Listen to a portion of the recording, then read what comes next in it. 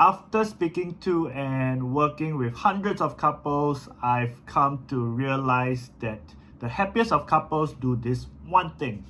The best of relationships doesn't mean that you have the least problems or you argue the least. It is what you think and how you respond during disagreements.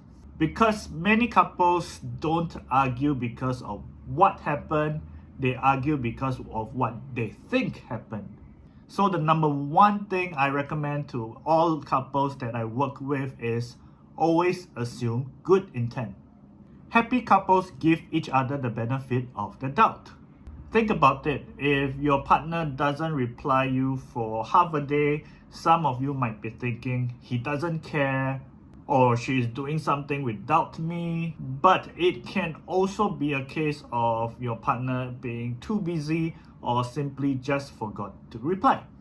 If you assume bad intent, then a lot of actions will look very suspicious. A forgotten text becomes neglect. A mistake becomes proof that they don't care.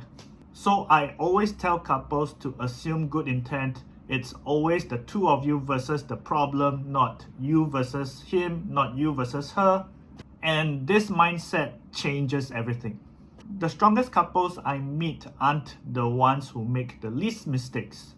They are the ones who look at a mistake and think, I know this person, I know their character, there must be another explanation. Because when you assume good intent, you stop treating your partner like an enemy and you start treating them like a teammate. So instead of asking, why are you doing this? Start asking questions like, can you help me understand why you did this?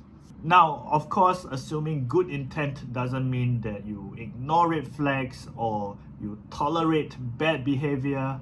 But in a healthy relationship, you should always assume that your partner is not trying to hurt you.